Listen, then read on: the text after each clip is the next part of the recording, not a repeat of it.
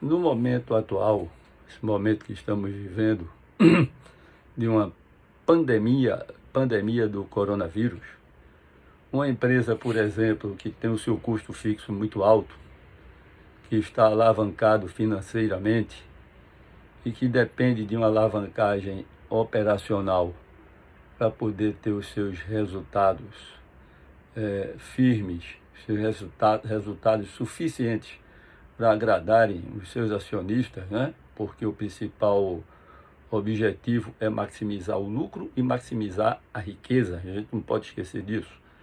É um momento muito complicado, um momento muito difícil.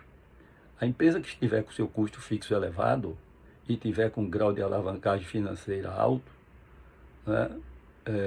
Ou melhor dizendo, que estiver com uma alavancagem financeira traduzida em contrações de empréstimos altos, ela está correndo um risco muito sério, porque as empresas estão paradas, as empresas estão sem vender.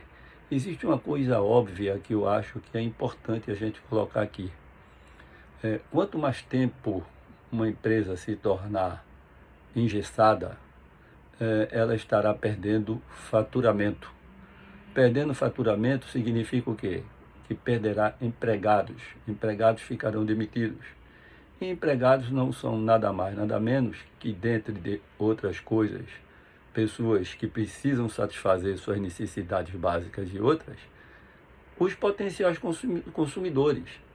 Então, se nós temos empresas abrindo portas tardiamente e não temos compradores para essas mesmas empresas, então a razão de tudo isso, ela poderá ser resumida em um fracasso, né? Porque é uma bola de neve. Se você demite 3, são 3 que deixam de comprar a seu Zezinho da esquina, a seu João lá de baixo, no metrô, numa janela de ônibus, ao pipoqueiro. Então há um reflexo muito grande. Eu acredito que uma das grandes saídas seja justamente a tradicional alavancagem, ou a palavra novamente, alavancagem, em cima da indústria da construção civil. Então, aqueles que estão, de uma certa forma, ligados diretamente à construção civil, os fornecedores de esquadrias, de vidros para janelas, cimentos, né, as grandes empreiteiras, elevadores, enfim, todos esses itens que alavancam a construção civil, eu acho que esta poderá ser uma grande oportunidade de se conseguir retomar as atividades econômicas. Realmente estamos passando por um momento muito difícil. Eu tenho recebido assim algumas perguntas no que diz respeito, olha, minha empresa está parada, eu não sei o que fazer, o que é que você me aconselha? A primeira coisa, sem dúvida, é enxugar todos os custos que forem necessários. Infelizmente, numa situação como essa, infelizmente mesmo, é reduzir o quadro de funcionários. Você não vai manter funcionários sem fazer nada, até porque vai chegar um ponto que a sua empresa não vai poder pagar, certo? Outra coisa é reduzir a sua área de atuação, para que possa reduzir energia elétrica, para que possa reduzir gastos com manutenção, etc. E tentar investir o máximo que puder em tecnologia. Tá? Nós passamos agora, por exemplo, por uma data que é muito importante para o comércio, que é o Dia das Mães. E aí digo nós, e particularmente eu, experimentei ontem um dissabor que, ao solicitar pelo iFood algumas refeições, muitos restaurantes estavam fechados por incapacidade de poder ofertar os seus produtos. Ou seja, não houve um planejamento. Ora, pessoal, quem trabalha com restaurantes, não é possível que alguém não tenha pensado que no Dia das Mães, como muita gente não poderia ir a restaurantes por estarem fechados, não iria fazer pedidos pelos aplicativos, né, correspondentes, como iFood ou outros da mesma natureza. E muitos restaurantes perderam uma grande oportunidade de faturarem. Vem agora o Dia dos Namorados, né? Que aí abre um pouco aí o fronte, não só da parte de alimentação, né? Como de outros aspectos que são inerentes ao evento. O São João já está adiado ou cancelado, não sei. O que é que se pode fazer para ganhar com o São João de uma forma virtual? Então, nessa hora, é preciso se criar alternativas. E o financeiro tem que estar presente, o financeiro tem que demonstrar os números.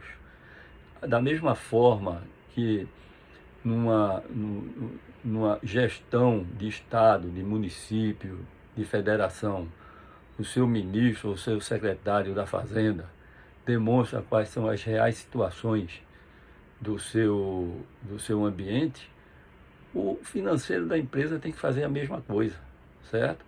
Tem que se encontrar soluções.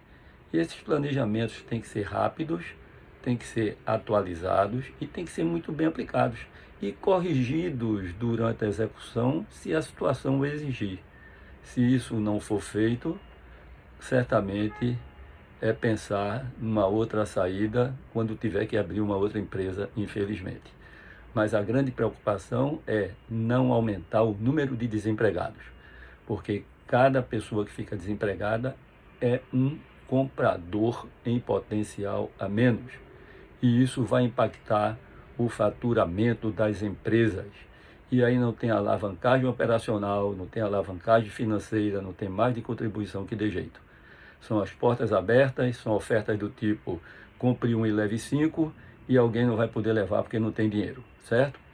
E uma outra coisa que eu queria deixar aqui também como mensagem é uma questão que está correndo aí o tempo todo, que é no que se refere à emissão de dinheiro.